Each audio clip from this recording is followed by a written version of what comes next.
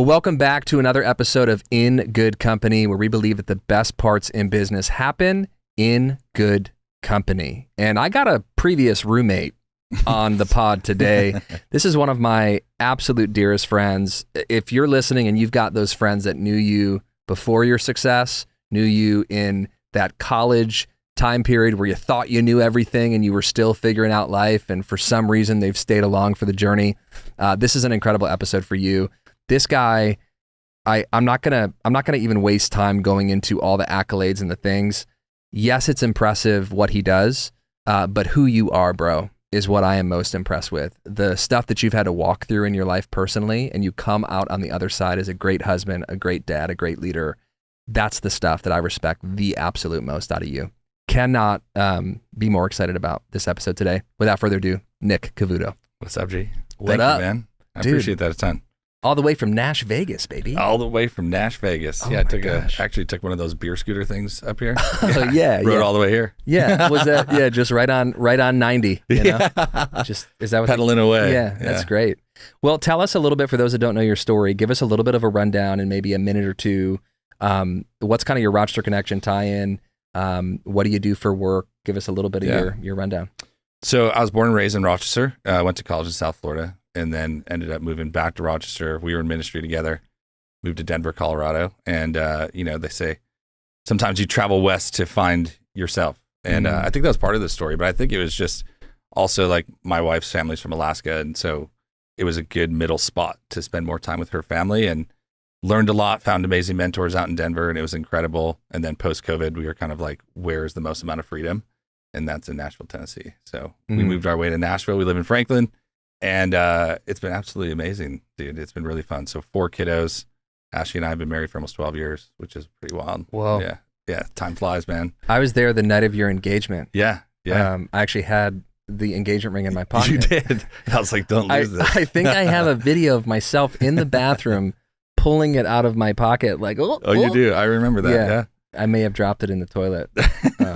Just, scrub it off. Oops, sorry about that. Yeah. No, but it's been so cool, man, to see your journey. And I remember going to that beautiful house in Denver and like seeing that journey of where you were at then. Talk a little bit about, there was an agency that we were a part of for a while together. And I think for those listening, there's this belief, and we were talking about it a little bit before the episode, there's this belief that you see all the success of someone, or you see, wow, look at how great that business is. I'd love to sign up and be a part of that. But people don't technically know what it takes often to ultimately get there. Talk a little bit about kind of that rebirth type of season for you, going out west and starting to rediscover what really matters to you. What was that journey, that process, that transformation process like? Yeah. Well, the primary thing was like when I exited ministry, I didn't want to leave right away. It was really important for me to stay. And I think it was for myself to figure out what was next. But also I think there was a part of it that season of my life is I didn't want anyone to think that I was running from anything.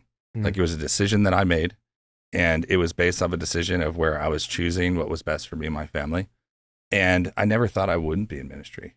Like it never crossed my mind that would not be the thing that I did forever. And so there's a season of kind of embracing that, understanding that, accepting that, and then asking yourself what's next.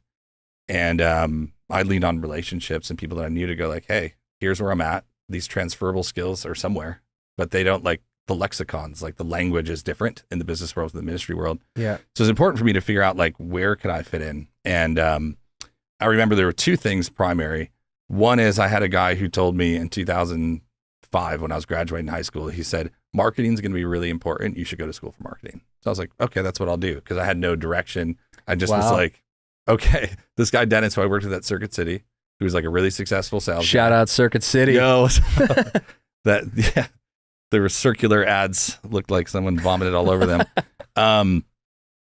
But that was one, intense, I think, moment of me understanding like some format of direction from someone who I respected. Yeah. And then, I think after that, it was kind of figuring out like, okay, when I went and asked for help as far as like to get a next gig, Jeremy Blawski got me a job as a brand manager at the primary competitor to Invisalign where he worked. And so I fell into that. I went to school for it accidentally. Yeah. I found an opportunity of where someone could understand, how these 2 things connected. And I think that's what really launched my career in the marketing space And then went from there to be really successful there, and then went into Fortune 500, did that, and then went into startups in Boston and did that. And then I started my own stuff. So I think all of those primary things needed to happen. And I didn't even move west until all those things I just told you were done. Right. So there was a sprint of like this 4 to 5 years of figuring it out and trying to find what was next. And then when I felt really, really secure in that, then I was like, okay, now I'm ready to make my move. So yeah, we went to Denver, and it was really based off of a simple question that I asked my wife, which was, what is one thing in your life, if you didn't do it, it would fill you with regret forever? And she was like, if I didn't live closer to my grandparents. I said, sweet. And in 3 weeks we moved, and that was it. Then we moved west. So like, there's something about like identifying those areas of opportunity and then just knowing when to make the move. And we had just like renovated a house in Penfield, and it was beautiful.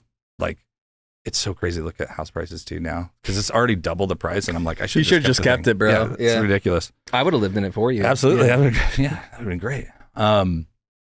So I think it's just like being confident in the decisions that you know that are right, and not allowing yourself to ever look back and regret thinking they should have, could have, or would have been different any other way. Yeah. So for me in my life, and going out to Denver was incredible. Moving to Nashville was incredible. And there are moments in those stories where you'd be like, how could it be incredible if you experienced that? And I think it's just because, like, when I look at the hardest things in my life, I don't look at what's the number one way that I can be happy today. I don't. And tragedy will do that to you. I look at how can I be proud of myself by getting through something that's hard and showing to myself I can accomplish hard things, showing to my family that I can accomplish hard things, and giving other people an opportunity to be like, holy cow. So that when my mom calls me, she says, I couldn't be more proud of you. Like, that's the shit to me that matters. Yeah. And I think that happiness is a byproduct of enduring suffering long enough that you can get to the other side. So that's my aim. And when that's the byproduct of where you're going and what you're up to, man, that massively changes like the outcome, I think, and how we perceive things. And what would you say to someone that's in a season like that right now, where they're in a season of, again, you're telling these stories very quickly. Oh, yeah. But the actual lived experience within each of those chapters was both enlightening, but also insanely painful and difficult in some areas, which we'll get into. For someone that's listening right now, that's driving in their car or they're watching on YouTube or whatever it is, and they're like, dude, I cannot tell what's up from down. I thought I was going to be in this career path for my whole existence, and all of a sudden I got let go, or all of a sudden, something shifted where I'm no longer there. What advice would you have? Like, what one piece of advice could you tell them that could maybe encourage them today? Yeah, I mean, it's going to sound counterintuitive as a piece of advice. I'll try to keep the cursing to a minimum. No, hey, let it loose, babe. But no one actually gives a shit about you. Like, nobody cares. And when you can take on that frame, and it's wild to think about, you're like, well, my mom cares. Well, yes, but to the degree that she can protect you. And to be like, oh, well, my kids care. Yes, but to the competency of what they can understand at the age that they're at. Well, my friends care. Yes. So as long as there is a return on investment in your friendship with them, like, at some degree, it's true. So you have to build a life that you want, and you have to aim at it. Dr. Jordan Peterson talks about this. He says, like, the tragedy is not that we aim too high and that we miss. It's that we aim too low and we hit the target. So if you're a man, because I can speak from that frame very, very easily because I'm a man. Some people are confused. Hello, sir. It happens. But I can only speak from that frame because that's what I understand. You have to find the cross that you have to bear with the most amount of weight, because suffering is the path. Like, just think of our model in Christianity. Yeah. A guy was murdered, on a cross, paid the ultimate price for stuff that he didn't do. It's the ultimate injustice. Why do we seek to have justice? It doesn't exist. It's not real. Like, we live in a very fractured, broken world. Yeah. So to debate about whether it was right or wrong, or to figure out who's going to right the wrong, or to blame other people and try to figure out whose responsibility it is, it's no one but yours. It happened, and you have to allow yourself to go into a place that feels very dark and to rescue yourself out of that pit and pull yourself out and find a way for you to endure suffering. So I've had people hit me up and they're like, I just found out my wife cheated on me and now she's leaving me and all this stuff. And I'm like, how many push-ups did you do today? Like, you have to, if you tame the body, you will tame the mind. And most people who find themselves in areas or circumstances or situations where they're feeling really down, they're feeling crushed, they're feeling like they have no way out. I'm like, the first way out is to push yourself physically to a limit. And that's what I started doing. Like, it has transformed my life. I mean, it's been really amazing. But no one's going to care as much as you are. And so you have to redefine your aim, your scope, what it is that you want. And then you have to get after it. And most people will tell you what they don't want, but they can't tell you what they do want because they've been following the playbook of society and everyone else's desires for them, what dad's aim was, what mom's aim was. And they just have never made a decision to put themselves first. Yeah. So I'm like an absolute advocate for embracing the hard things. And this is one of the things that I learned in my life, and we'll get to the story in a little bit. But I have forced myself to look at life's worst circumstances and to say, this is good. Because in every courtroom, you have a prosecutor and you have a defendant. And if you cannot understand the other person's side of the equation, like, you're going to suck at the game of chess, which is life. And so you have to go like, this is the worst thing that ever happened to me. Yeah, and it's the best thing. Let me ask you, if you go back into your life and you look at every circumstance or situation that anyone else or yourself would define as one of the worst things, one of the hardest things, one of the most painful things you've ever been through, would you ever, knowing now what you know, would you ever remove those things from your life? Ever. So we have to hold that frame that this is good, that the tide will turn, like the opportunity is coming, that change is coming. You just have to hold it long enough to get out of the hell you're in to get to the other side. Yeah. I've heard people say, you know, if it's not good, God's not done. Right? So if we as men of faith believe that God is good, then it will be good. Yep.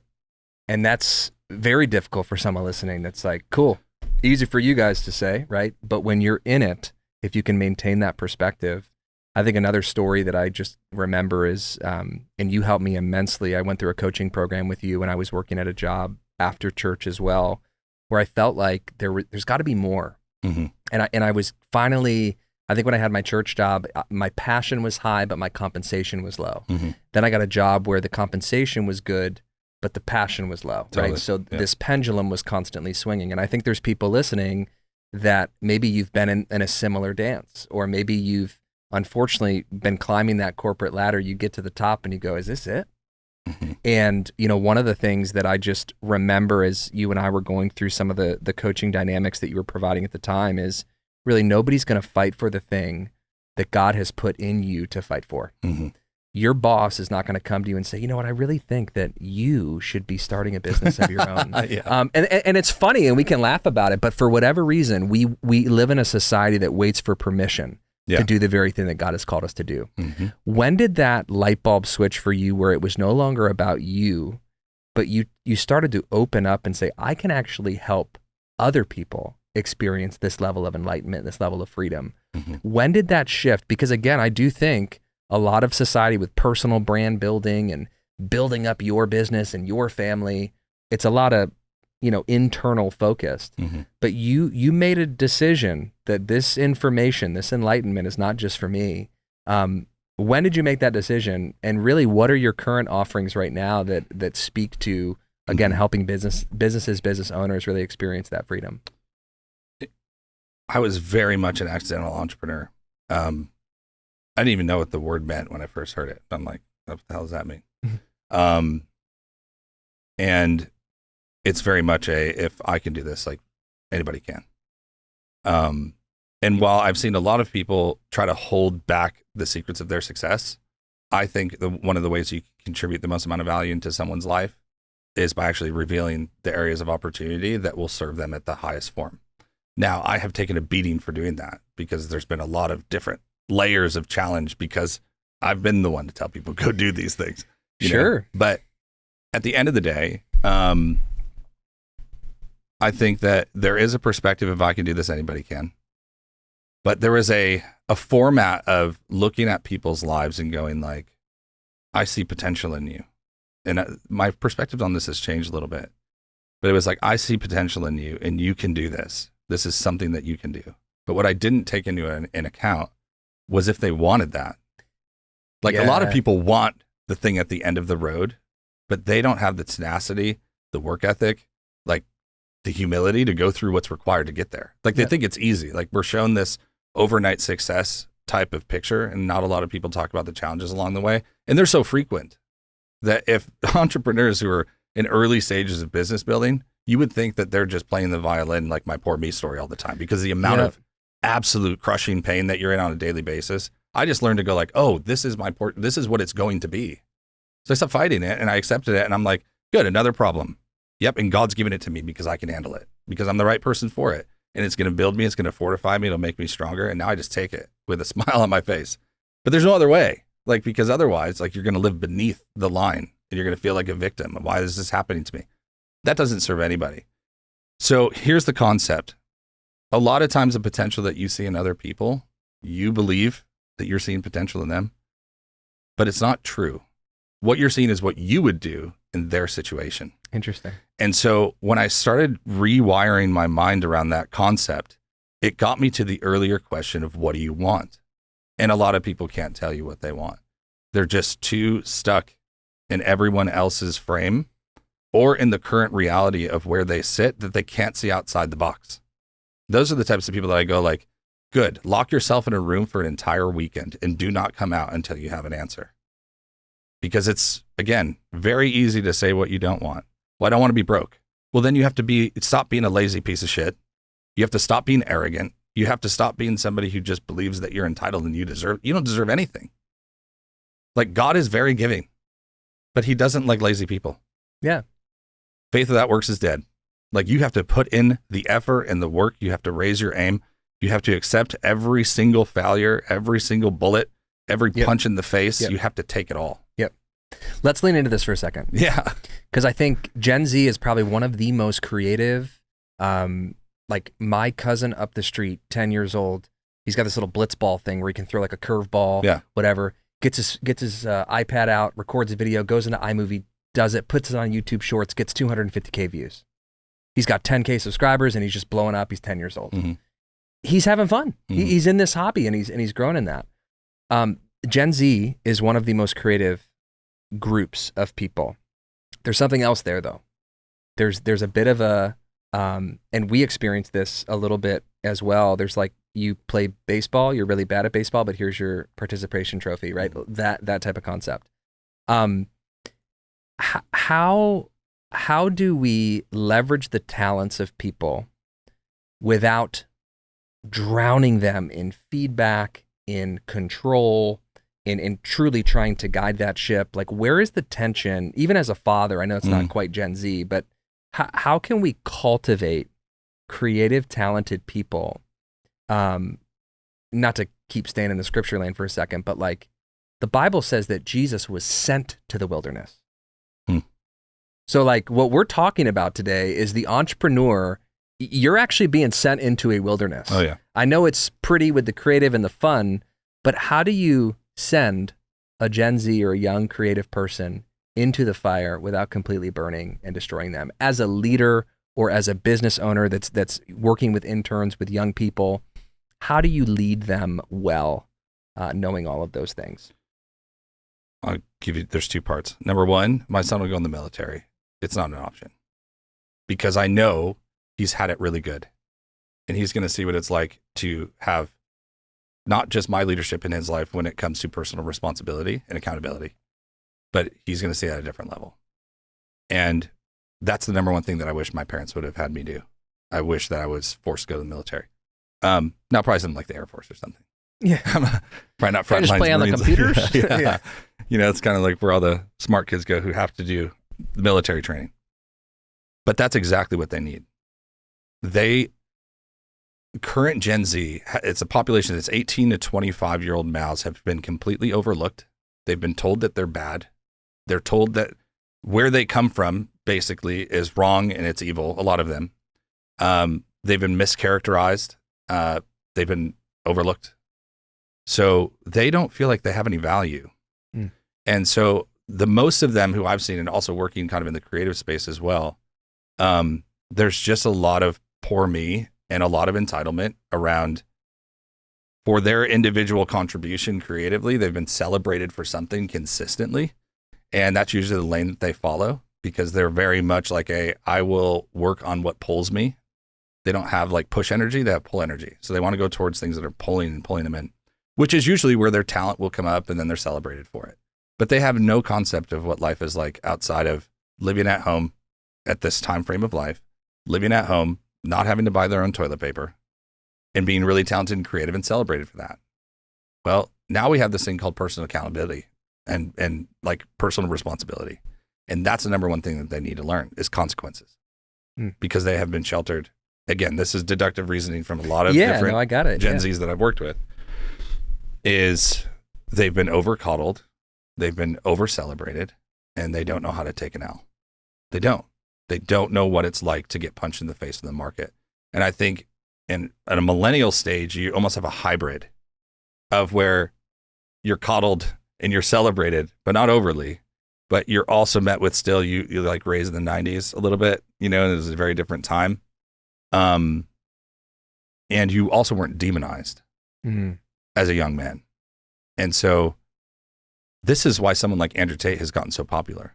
Sure. Because there's a frame that they need. There is a, step the heck up and like take personal responsibility for your life that they just haven't experienced.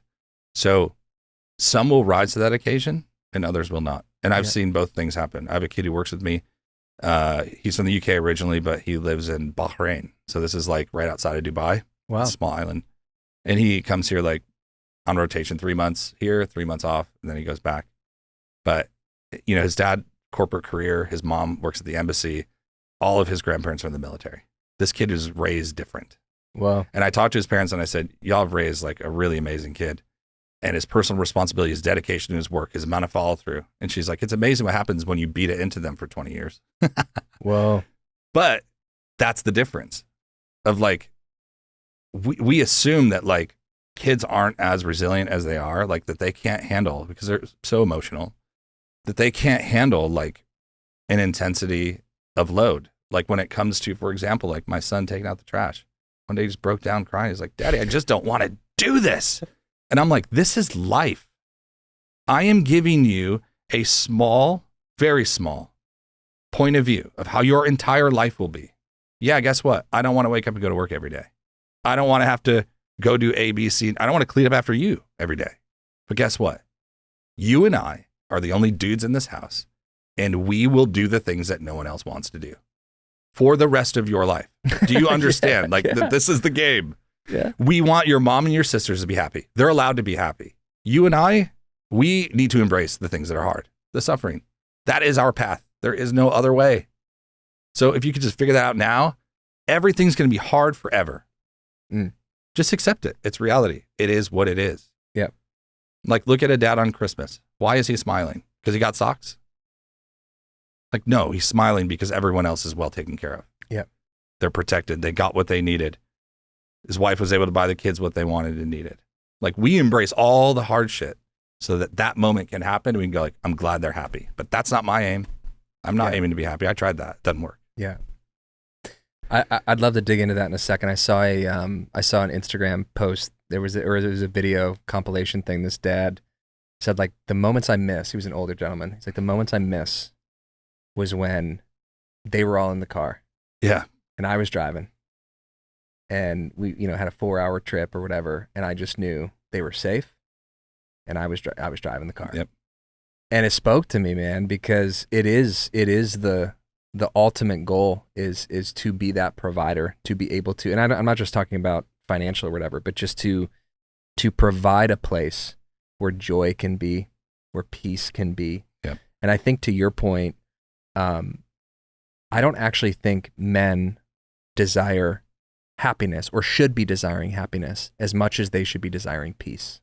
Oh yeah, dude. Because I think out of a place of peace, the other emotions or the other things that we're trying to pursue, it's like laying our head at rest, knowing I've done enough today.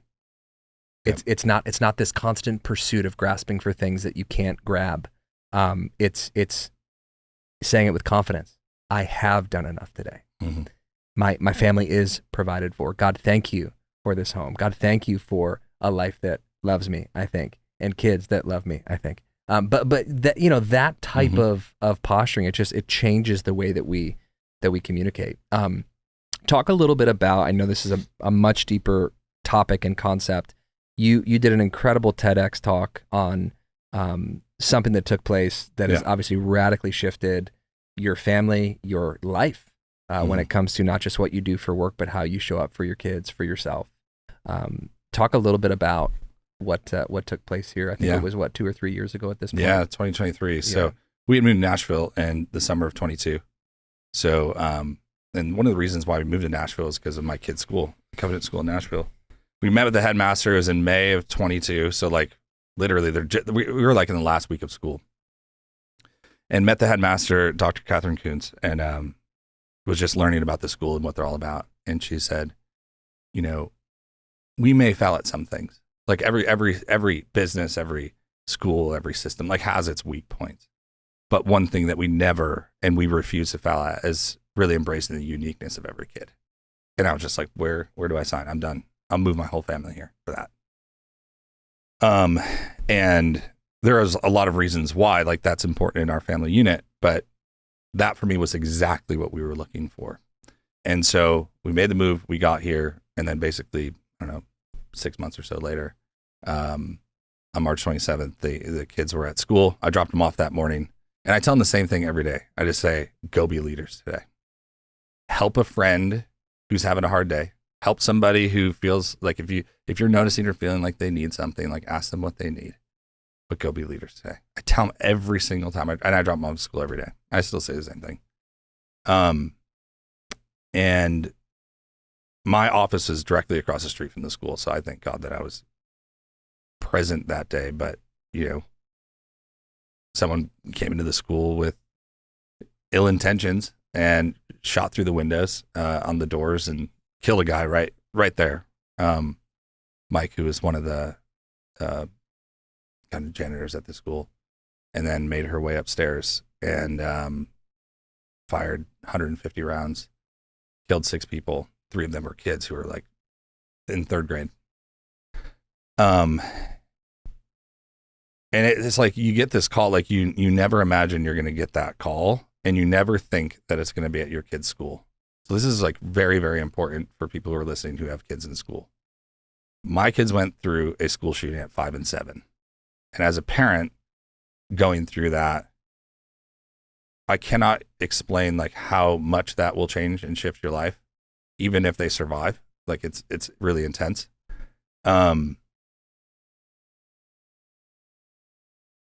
But this girl who walks into the school and starts shooting it up, goes upstairs. She kind of goes up this back hallway, and that back hallway, my daughter was on the other side of drywall from her firing shots up the stairwell, and where she killed 3 kids and a teacher.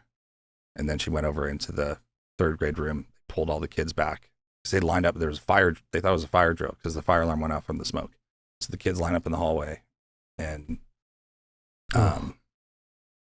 so then she chases them as the teachers are pulling them back. The teacher just gets the door closed in time, locks it with the Barracuda lock, pulls down the window, and she's just firing through the window, over 100 rounds into one room. And what's crazy is on the other side, like there's a bunch of kids in a deep corner, and then there's 2 kids, like one of my friend's kids and one other girl, who are basically right in front of the door with the desk down, and somehow they survived. Like, I mean, it's just, it's unbelievable. The challenges that happened that day and the uniqueness of like what you experienced throughout that day. But as this girl's walking around the school and looking for people to kill, I mean, Vanderbilt was expecting 60 casualties, but those teachers were trained. Wow. They were trained. They knew exactly what to do in an active shooter situation. There's no school like, this is a private Christian school. Yeah. Like, I'm not talking about like public school. They don't have a budget for active school shooter training. Like this is a phenomenon that we've been dealing with for how long? For like over 20 years. And they still don't even separate money just to make sure that like teachers know what to do. Because all the teachers that day like saved literally like hundreds of lives. Yeah. Without them doing what they did, like it would have been an absolute catastrophe. there was no one in the hallways besides that one grade that lined up because they didn't know it was happening. And the other teachers were in group chats. And what's crazy is like in the school, they fired ballistics for the training. So the teachers could actually understand what was happening through the sound. Wow. She used the same gun that they fired the ballistics with inside the school. So immediately from the first round, they knew exactly what was happening. But my daughter was on, so you go up the stairwell, you go left, third grade room, you go right, and right around the corner is the art room where my daughter was. And so she's got some unique things that she deals with because, you know, if the AR-15 inside of a enclosed school and your drywall in between that, like the amount of noise, 100 some odd rounds, like very real. It's very real. Like balloons popping, like anything, you know, you can kind of, someone yesterday, we were downstairs in the basement and someone dropped a phone and the phone hit the ground and she was, what was that? So there's so many little things like that. And you could just tell like that instant, the emotional mind moves much faster than the logical mind. Sure. So it picks up on it and then your other side of your brain is supposed to compensate. And so anyways, we get through the circumstances of that day and we end up talking. They couldn't find my daughter for like an hour and a half because she was in art. The homeroom teacher, like her main teacher, wasn't with her. So they didn't know where they were and they were at a different location. So this whole thing happens. My wife calls me and says there's a shooting at the kid's school and I'm on a Zoom call. And I was like, what? And we have this rule, if you call twice, we always pick up on that. I don't care what I'm doing. Yeah. I can speak on stage. It doesn't matter. So I picked it up. That's what she said. And I said, what? And she said, Nick, there's a shooting at the kid's school. So I just like booked it out of the room, ran over the elevators, pounded the elevator until it came up, went downstairs and sprinted over to the school. And right when I was doing that, my son was walking down. I could see him. Whew. So I knew he was good. And then we had to take the time to wait. And then London was good. And then I was the only parent who traveled with all of the students to the, kind of the safety point of where everyone got together. And then they counted all the kids and you could see in the room the people who were missing. And it just was really, really challenging. But it's an experience that's unbelievably difficult, that you wouldn't wish upon anyone who you don't know or love. I mean, it's just, you wish that no one would ever have to go through that. But I made a decision very early on. I actually stopped. I did about 100 therapy sessions over the course of a year and a half, and I stopped 2 weeks before this happened. So I truly believe that God allowed me to clear so much of my life and then rebuild so much of my character and the depths of who I am, that fortitude of strength before this situation happened, so that I could not only like stand firm for my family, but for my community. Yeah. Because a lot of people struggled and I'm like, I know exactly what this is. Like, I know exactly what this is. And you deal with the grief of it, but you also understand that like you have to maintain a level of strength through this. And it's not blind strength. Like, I know where that was coming from. Yeah. But I did the same thing that I asked someone in a hard situation earlier to do, which is I looked at the situation and I said, this is good. And it made me want to puke. But it's a byproduct of my belief system. Like, I forced myself to do it. Why and how could this possibly be good? Well, my kids beat death. What else are they going to do? Like, my kids overcame the hardest thing they'll ever face in their life, and they won. Like, my daughter, the art teacher said, your daughter was a leader in that room that day with all those kids. And she can be kind of unassuming as a leader. She's got a lot of personality. My son looked one of his friends in the eye and said, don't worry, this will never happen again. So they overcame life's greatest thing, which I think most people, if you deduct it far enough, most people, 90%, the fears that they face on a daily basis all correlate to death. So if they could cure 90% of the fear, what are they going to go do in the world? Yeah. What is that going to look like? And kids are incredibly resilient. Like, we don't understand until you go through something like that. You don't understand how resilient they are. Yeah. Like, how much they can actually take. So that's what I did my TED Talk on, but that's also what completely reshaped my life, because when it came to my work, I was like, First of all, I didn't do anything for 12 weeks. Of course. Like immediately shut everything down. Like I'm like, I don't even care. Yeah. Like it was incredibly challenging. But then I said, like, what am I willing to trade my time and energy for? What are my new boundaries and parameters of life? Yeah. And they look very, very different than even like when we were collaborating, working together. It's unbelievably different. Yeah. You have always had a unique way of taking a lot of situations, I think, that people would just hit the eject button on and been able to stay the course. And I don't know if that's like the years of like entrepreneurship in your family or like the bloodline type of thing. Like, I don't know why, and maybe you don't, but you have. And even looking at the way God has orchestrated your life, seeing those therapy sessions come up, having walked with you even before those therapy sessions and seeing how you even made the decision of, I'm going to do this. And knowing and not to overshare or whatever, but knowing the intricacies of seeing your daughter, who she is, the young, talented, very, boisterous, wanting to sing and dance and do her thing, and actually making the move decision and the school decision. Like, I know that stuff about you, bro. And you're not sharing that, but I want to bring that full circle because when the tragedy moment hits, your response could have been, what have I done? Oh yeah. I made this decision. I did X, Y, Z, et cetera, et cetera. But you doubled down on this is the decision. And now you're at a position where you didn't just stop at that moment, the day of walking the kids to that safety point. You started the Covenant hat thing, started going really viral locally. And then Michael Chandler and all these other celebrities picked it up, and you're raising money for the school. You legitimately turned astronomical pain into purpose. And that's what you do in business, bro. That's what you do in life. You take absolute confusion and bring absolute clarity.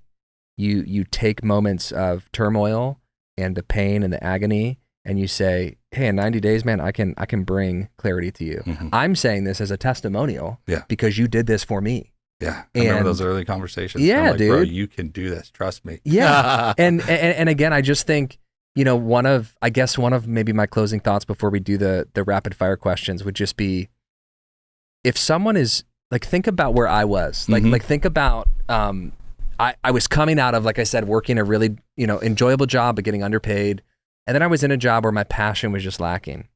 Yep. Like, look at the camera. Someone that's watching this, what just look at them. Like, what would you say to them? They're in this window of, I know there's something more for me. And maybe they've experienced tragedy like you just expressed, or maybe it's self-induced, self-sabotage, like wherever they find themselves. What bit of encouragement would you have for them in closing, as we can just simply look at them and speak what you spoke to me, that again has this is a product of. Yeah, and I'm going to turn to the camera and say this, but I'll mention this to you first, is like, I knew the capacity of what you were capable of doing. And that wasn't based on, like I talked about earlier, it wasn't based on me looking back at my own story and knowing my potential or what I would do in your situation. Right. It was just knowing that we were literally cut from such a similar cloth that I was like, I am no different. I'm just further along on this specific part of the journey. Sure. And just trust me, if you could just get proximity, like, you're going to see it. If you could just have another voice contributing, going, yes, and yeah, that is great. And could you take on more? Could you do more? How many hours are you spending? Could you find a way to fractionalize some of that time? It was just like all those early conversations of where I knew that I was going to be successful in what I did. I had that promise from God when I was 12. So I'm like, pick the damn path. It doesn't matter. Besides being in the NBA, which is what I originally wanted to do. Besides that path, I was like, it doesn't matter what I choose to do. I'm going to win. Nicholas means victor of the people. That's why I help people win. It's super simple. It's awesome. In your life, I could see that there were enough similarities, and that you had the drive, the ambition, the desire, but what you didn't have was the blueprint. Yeah. So I said, well, let me give you just a little bit of some of the steps, but there isn't one. Like, that's the big thing. Like, we all don't know. I just know you could be doing more with your time, effort, and energy, and there's a better way. Yeah. And here's what I've done, and maybe that'll work for you. Yeah. But I think in totality, for those who are listening who are looking for a sense of encouragement to find what's next for your life, the season of life that you're in, the moment that you're in, the challenge that you're in, I'm going to tell you 3 core things that you have to have, because this all comes down to a very specific formula, if you will, in life. There are 3 parts to you as an individual. Number 1, there is who you are spiritually. So there's a spiritual journey that you're on. Number 2, there's a professional journey that you're on. And number 3, there's a personal journey that you're on.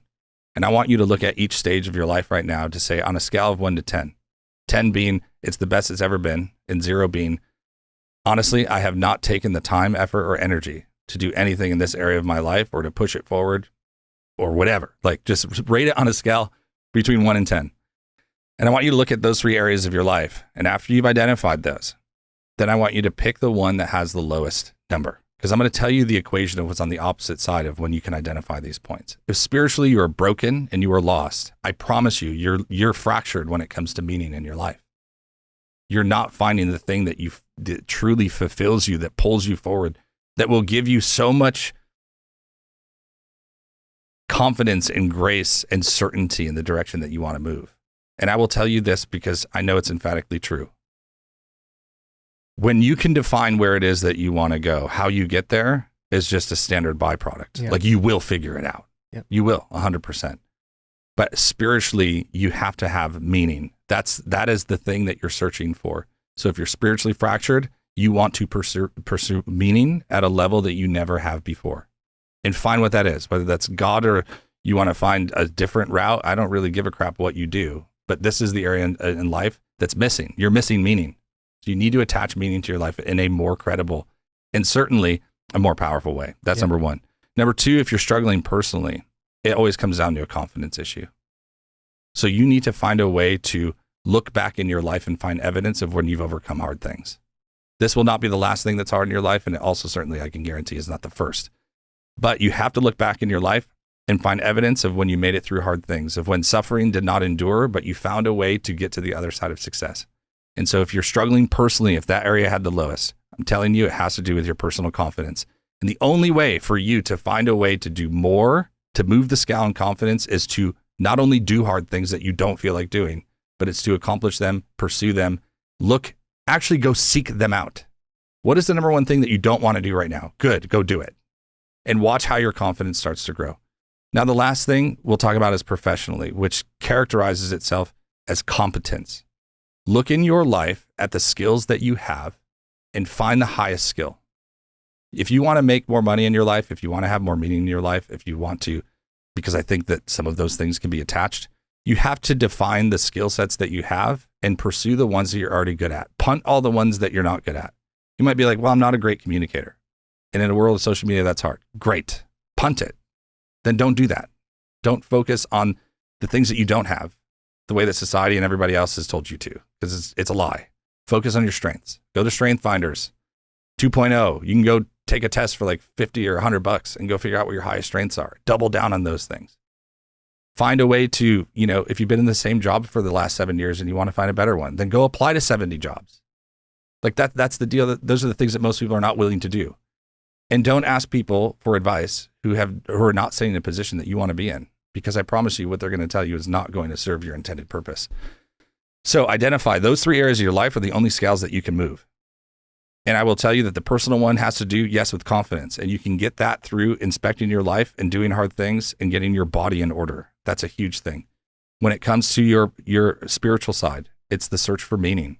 Find something that will pull you forward and pursue it with everything that you are. And professionally, find the thing that you have done or that people have seen in you that you do better than most people, and double down on that skill set, and then offer it to the marketplace that has no involvement with a job would be my advice. But only do that up to the point in which go double the amount of money you're making in your job before you quit it by doing a fractional type of, freelance work for somebody else. And I will say this, when you have these 3 things, when you have clarity on meaning, when you have personal confidence and you have competence, you'll be absolutely unstoppable. That's the 3-step formula in my life that whenever I have all 3, like, you cannot shut me up. You cannot stop me. If I'm missing one, it always feels like there's something missing. Yep. And so that's what I've dedicated myself to trying to figure out. And when you do those things correctly, you'll have all the meaning, all the momentum, and all the money in the world that you could ever want. Incredible.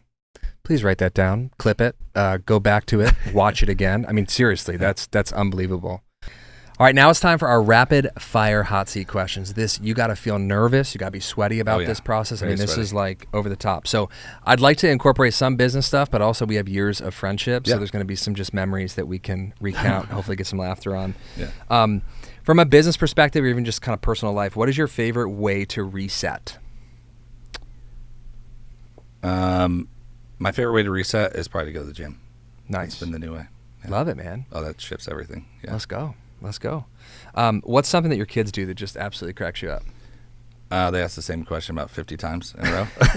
Does that crack you up or do you get pissed? Yeah, no, I think it's funny until I tell them to shut the hell up. Okay. What is one trait that you hope your kids say they got from you? Resilience, the ability to never give up. Awesome. Favorite memory of me, of either working with me, living with me. I know this is a snipe, but Oh, yeah. even if it's not appropriate, just let it loose. Oh, my God. I don't even know how I would answer this, but There's like literally so many. I would say, okay, this is like an umbrella, and then I'll get specific. Yeah. But laughing with you is just like when we both cannot stop. Like it gets to the level where you feel like you're going to puke, like, and it just keeps going. Well, the dilemma with that is that your laugh, like when you hit the top gear, Yeah.